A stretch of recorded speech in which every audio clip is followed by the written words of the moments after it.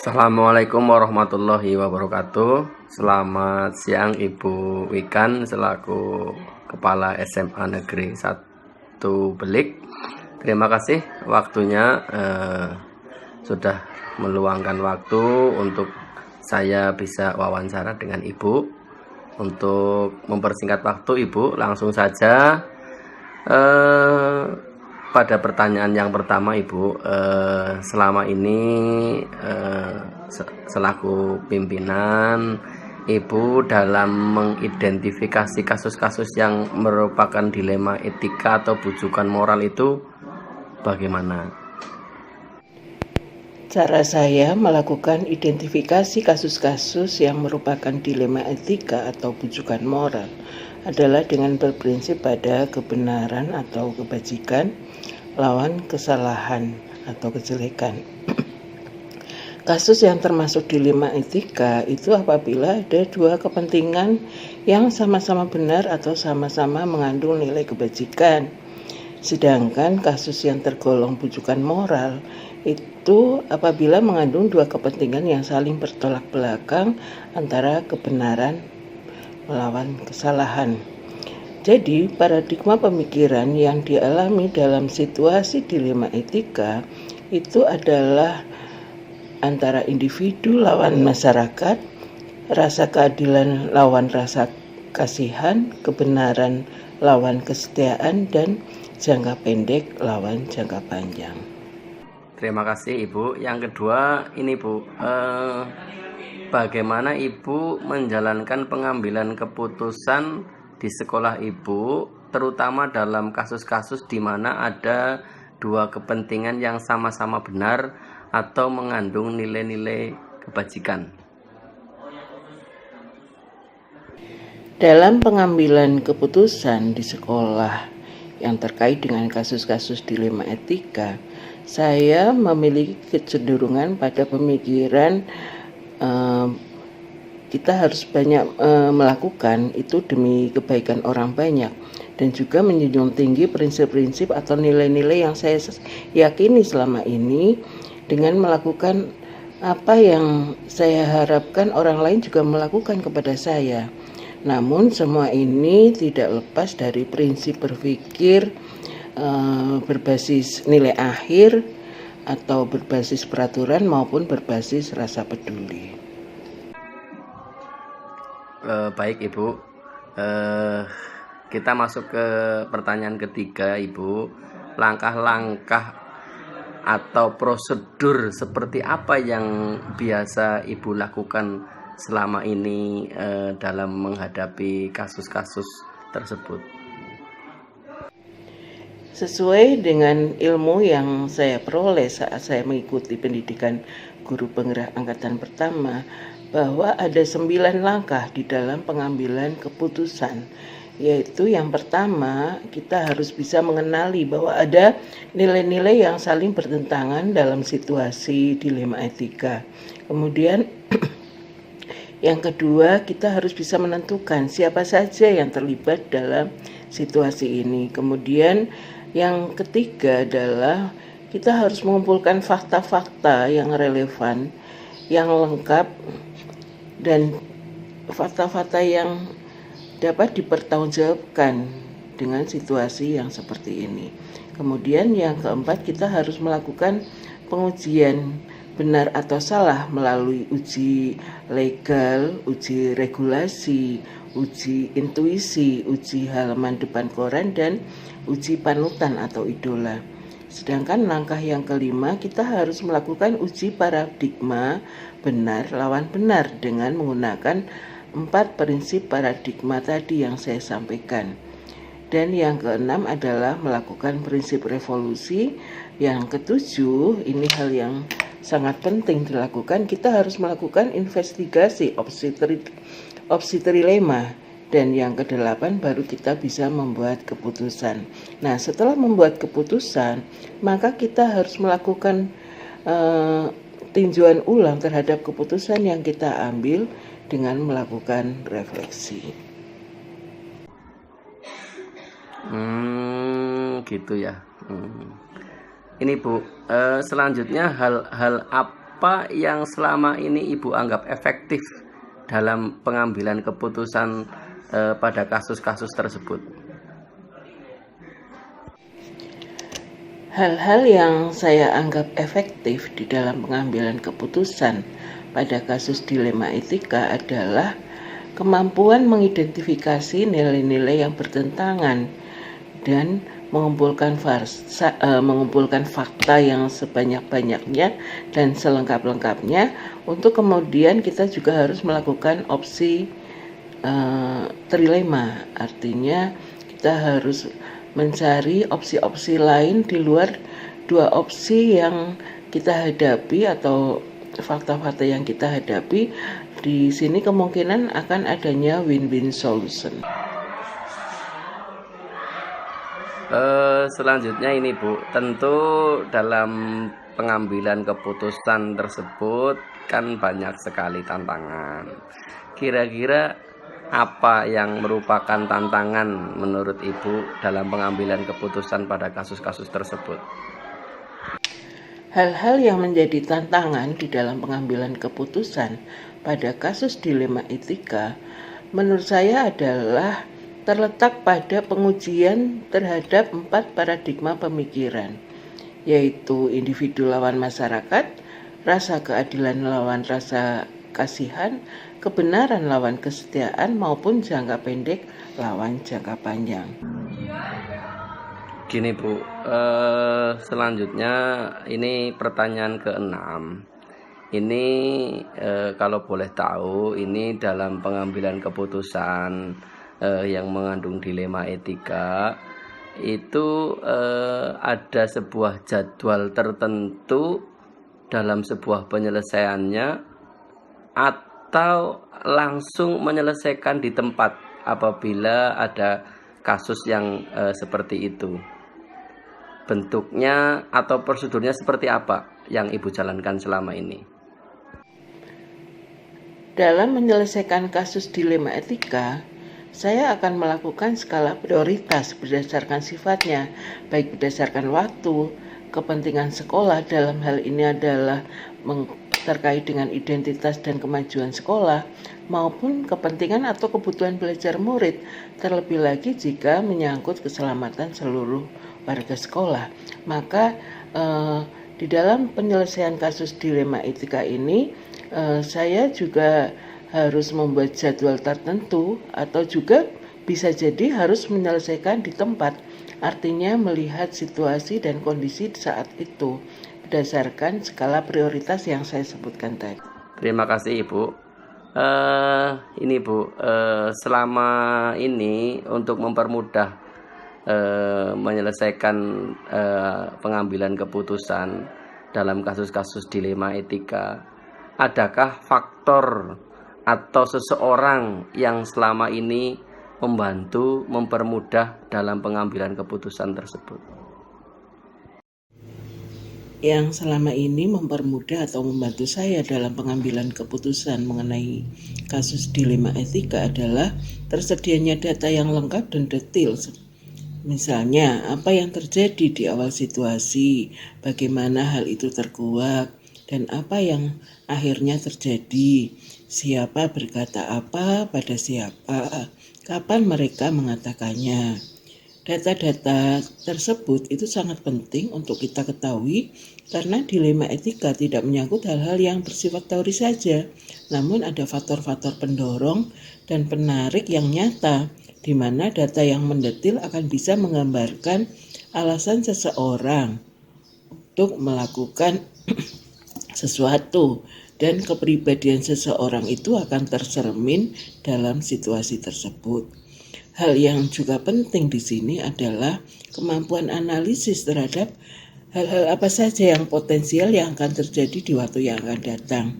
Selain itu diperlukan kekuatan komunikasi dan koordinasi, kemudian sikap integritas, dedikasi, dan loyalitas antara semua pihak yang terlibat dalam penyelesaian kasus secara bersama-sama. Jadi semaksimal mungkin segala keputusan yang diambil itu merupakan keputusan bersama seluruh pengelola sekolah. Semakin banyak yang memberi tanggapan dan memberikan solusi-solusi, maka akan semakin dalam pertimbangan-pertimbangan yang disampaikan, sehingga keputusan yang diambil pun akan menjadi keputusan terbaik untuk semua pihak. Oke Ibu, ini pertanyaan terakhir. Dari semua hal yang sudah disampaikan, pembelajaran apa yang dapat Ibu petik dari pengalaman Ibu selama ini dalam pengambilan keputusan dilema etika? Pembelajaran yang saya petik dari pengalaman mengambil keputusan dilema etika adalah hal yang perlu dilakukan adalah pengujian untuk mengetahui apakah pengambilan keputusan itu telah sesuai dengan prinsip-prinsip dasar pengambilan keputusan secara etika dan juga berdasarkan 4 paradigma pemikiran, yaitu individu lawan masyarakat, rasa keadilan lawan rasa kasihan, kebenaran lawan kesetiaan, maupun jangka pendek lawan jangka pandang. Jadi hal yang sangat penting di sini, kita harus melakukan refleksi terhadap apa yang sudah kita putuskan, rangkaian langkah-langkah pada saat pengambilan keputusannya, ya, itu harus kita refleksikan sehingga betul-betul pengambilan keputusan itu adalah keputusan terbaik untuk semua pihak. Alhamdulillah Ibu, sesi wawancara ini sudah selesai. Terima kasih sudah meluangkan waktunya untuk saya melakukan wawancara dengan Ibu. Mudah-mudahan ini bisa bermanfaat untuk semuanya. Terima kasih Ibu. Assalamualaikum warahmatullahi wabarakatuh.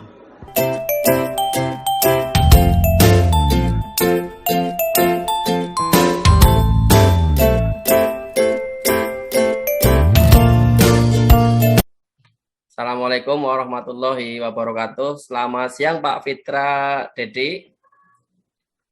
Selamat siang. Mohon maaf mengganggu waktunya. Sebentar kita akan melakukan wawancara.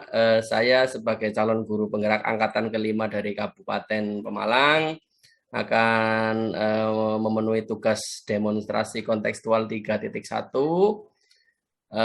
Langsung saja untuk mempersingkat waktu Pak Fitra, berkaitan dengan tugas Pak Fitra selama ini dalam mengidentifikasi kasus-kasus yang merupakan dilema etika atau bujukan moral, itu bagaimana Pak Fitra? Baik, terima kasih sebelumnya. Mohon maaf sedikit, ini pendapat pribadi saya, secara pendapat pribadi bahwa dilema etika di sini, etika moral ini adalah semuanya benar, akan tetapi ada beberapa hal yang lebih mengarah urgensinya, itu yang diutamakan. Kemudian yang kedua, semua hal baik tersebut pasti ada nilai positif lebihnya. Dan kemudian sisi negatifnya, segala sesuatu itu pasti ada, akan tetapi kita pilih, kita tentukan mana yang paling minimal dalam hal manajemen resiko maupun dalam hal yang sisi merugikannya dari segala pihaknya, mana yang paling sedikit. Mungkin itu untuk sedikit menjawab pertanyaan yang Bapak ajukan. Ya, terima kasih Pak Fitra. Selanjutnya ini, selama ini bagaimana menjalankan pengambilan keputusan di sekolah Bapak? Terutama untuk kasus-kasus di mana ada dua kepentingan yang sama-sama benar atau mengandung nilai-nilai kebajikan, itu selama ini di sekolah Bapak bagaimana? Baik, yang pertama saya secara pribadi telaah dulu dari mana akar permasalahannya, kemudian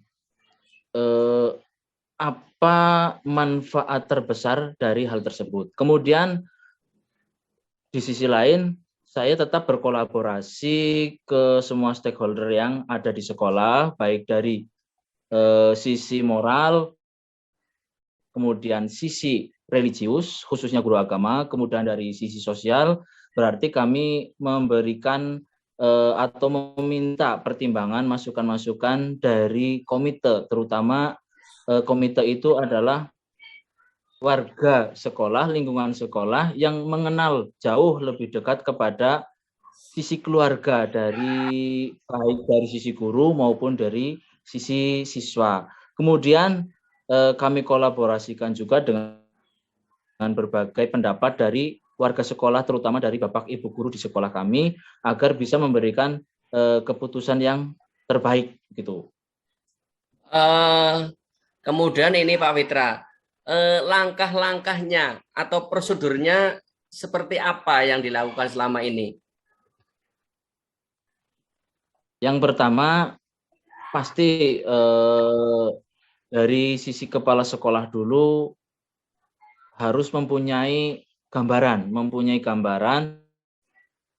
bahwa pilihan mana atau jalan mana yang harus menjadi patokan. Kemudian yang kedua adalah dari sisi sosial dulu, yaitu wali kelas, bagaimana lingkungannya, bagaimana jika itu adalah problemnya dari sisi siswa, berarti kita menanyakan dulu profil anak tersebut.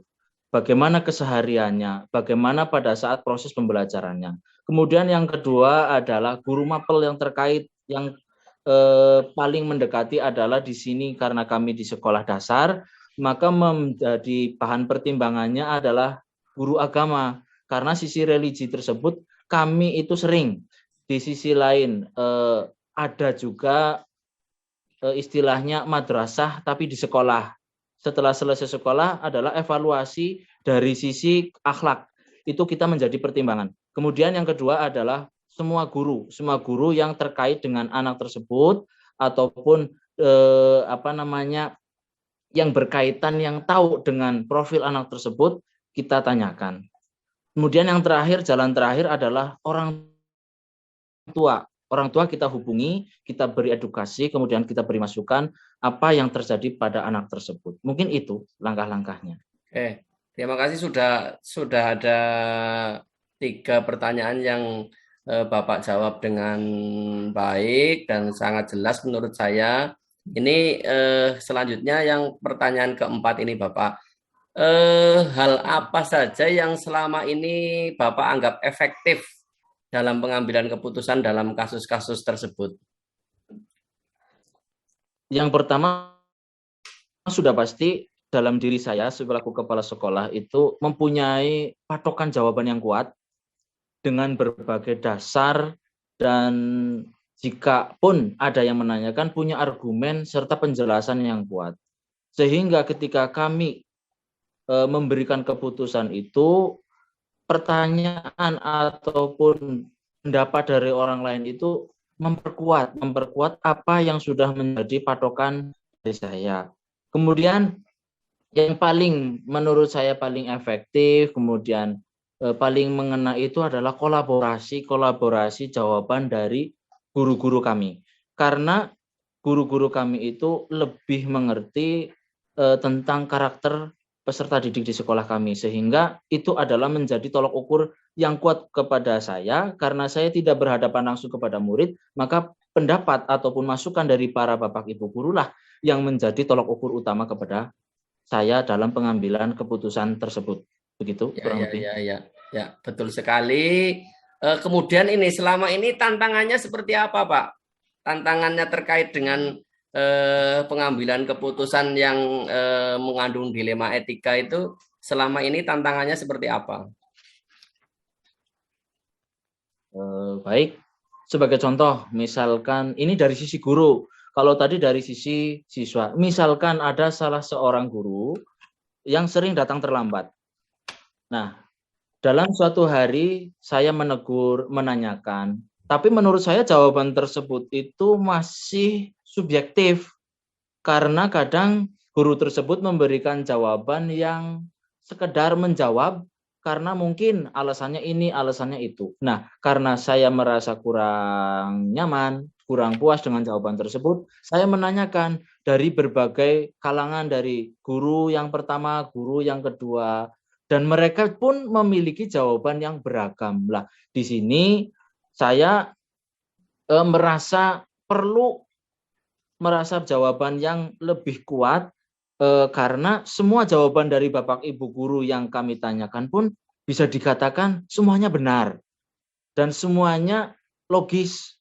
Misalkan alasan tersebut karena jarak yang jauh, kemudian jalannya juga kurang baik dan lain sebagainya. Akan tetapi tetap saya selaku manajer di sekolah memberikan masukan bahwa itu bukan menjadi alasan. Sebab ketika kita menjadi seorang pendidik, kedisiplinan itu akan menjadi contoh kepada peserta didik pula. Ketika kita menjadikan alasan anak yang tidak masuk ataupun terlambat datang ke sekolah itu mendapatkan istilahnya itu hukuman disiplin, namun anak tersebut bisa berdalih karena alasan guru tersebut juga datang terlambat. Nah, itu menjadi patokan utama bahwa dalam kedisiplinan itu meskipun semua alasan itu benar, tapi secara aturan itu menjadi tolok ukur utama dalam menegakkan kedisiplinan di sekolah kami. Itu salah satu contoh yang ada di sekolah kami, Bapak. Oke, terima kasih Pak Fitra. Untuk selanjutnya Ya. ini, selama ini Bapak memiliki jadwal khusus atau tata kelola atau jadwal tertentu dalam menyelesaikan kasus etika atau Bapak langsung menyelesaikan di tempat? Maksudnya kalau ada masalah langsung diselesaikan saat itu juga atau ada nanti terjadwal lah atau bentuknya seperti apa atau prosedurnya itu seperti apa? Baik, untuk di sekolah kami memang ada rutinitas, kegiatan rutinitas KKG. Kalau mungkin di SMA itu ada MGMP, tapi kalau untuk kami di SD ada istilahnya KKG. Setiap minggu akhir pekan, berarti hari Sabtu selesai pembelajaran, kami rutin mengadakan KKG yang berisi evaluasi pembelajaran menyeluruh mulai dari hari Senin sampai dengan hari Sabtu. Otomatis di situ kita mengevaluasi hal apapun yang menjadi problematika di sekolah. Baik itu problem pembelajaran dalam kelas maupun di luar kelas. Sehingga setiap ada problem yang terjadi di sekolah itu bisa langsung tertangani. Tidak ada istilah ditunda. Karena ketika ditunda problem tersebut akan meluas. Maka kami mengambil kebijakan setiap hari hari Sabtu akhir pembelajaran maka mengadakan KKG untuk semua guru dari kelas 1 sampai dengan kelas 6. Kemudian di sisi lain kami juga ada KKG untuk tingkat kecamatan yang berisi dari misalkan KKG untuk tanggal 5 kelas 1, kemudian setiap tanggal 10 itu kelas 2 dan lain sebagainya, itu ada jadwal resminya. Itu di situ kita mengadakan sharing problem di sekolah. Baik itu problem pembelajaran, proses pembelajarannya, metode pembelajarannya, maupun problem-problem yang berkaitan dengan kesiswaan, baik kegiatan sekolah, etika, moral, maupun pembelajaran. Sehingga setiap problem yang ada di sekolah, insya Allah selalu cepat tertangani, tidak ada tertunda-tundanya lagi. Itu begitu strategi di sekolah kami, Bapak. Ya, sudah bagus sekali Pak Fitra. Gini, yang ketujuh, ini pertanyaan ketujuh Pak. Jadi dalam menyelesaikan kasus-kasus tersebut itu ada seseorang atau faktor-faktor yang membantu selama ini ada atau tidak? Baik, kalau di tempat sekolah kami memang ada seorang guru yang menurut hemat saya, menurut pendapat pribadi saya itu setiap memberikan solusi, setiap memberikan masukan itu lebih ke arah umum dan berbobot. Itu memang ada, yaitu guru agama. Karena dari sisi keagamaan juga bagus, kemudian dari sisi sosial juga tepat. Karena guru tersebut sudah senior dan di situ sudah sejak tahun 2004. Oleh karena itu, menurut hemat saya dianggap berpengalaman, terutama di kondisi sosial masyarakat di lingkungan sekolah kami. Tetapi kami tetap terbuka lebar, tetap menerima masukan dari seluruh stakeholder yang ada, karena kadang tetap masukan dari pihak lain itu juga diperlukan, termasuk salah satu yang utama terima kepada sekolah itu adalah masukan-masukan dari pihak komite sekolah. Itu Bapak. Iya, ya. Terima kasih sekali. Ini pertanyaan terakhir nih Pak. Dari semua yang sudah disampaikan tadi, pembelajaran apa yang kira-kira Bapak bisa sampaikan ke saya dalam pengambilan keputusan dilema ITK tersebut, Pak? Baik, terima kasih. Menurut pendapat pribadi saya, ketika ada hal tersebut dalam khususnya dilema etika, yang pertama kita tidak boleh memihak apapun bentuknya, baik itu kelompok maupun itu secara individu.